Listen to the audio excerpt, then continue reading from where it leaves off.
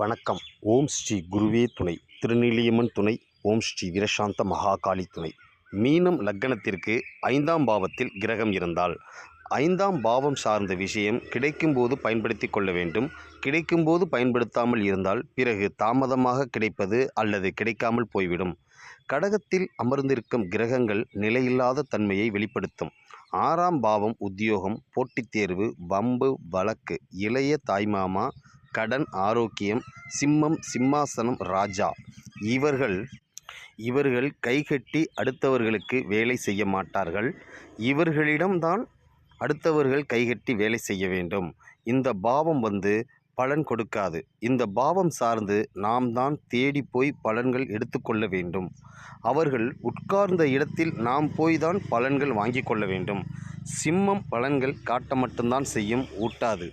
6ஆம் பாவம் உறவுகளான யார் வந்தாலும் புத்திர சோகம் உண்டு. குரு சாபம் இருப்பதால் இதை சார்ந்து கொடுப்பனை உண்டு. சித்தி, இளைய தாய்மாமா 6ஆம் பாவம். இவர்களுக்கு 5ஆம் பாவம் சார்ந்த வம்பு வழக்கு வரும். பாட்டன் முப்பாட்டன் சொத்து இது சார்ந்த வம்பு வழக்கு வரும். இது சார்ந்த கோர்ட் கேஸ் வரும். இவர்களுக்கு தீர்ப்பு சாதகமாக வராது. 90% பாதகமாகத்தான் வரும்.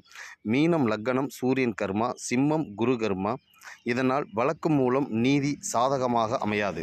இவர்கள் தாய்மாமா, சித்தி மீது வழக்கு போட்டால் இவர்களுக்கு பாதகமான முறையில்தான் இருக்கும். 6ஆம் அதிபதி உச்சத்தில் இருந்தால் ஜாதகருக்கு பயன்படாது, அடுத்தவர்களுக்குத்தான் பயன்படும். இவர் பொதுநல வழக்கு போட்டால் வெற்றி பெறுவார். கணக்காக வழக்கு போடுவது பலன் கிடைக்காது.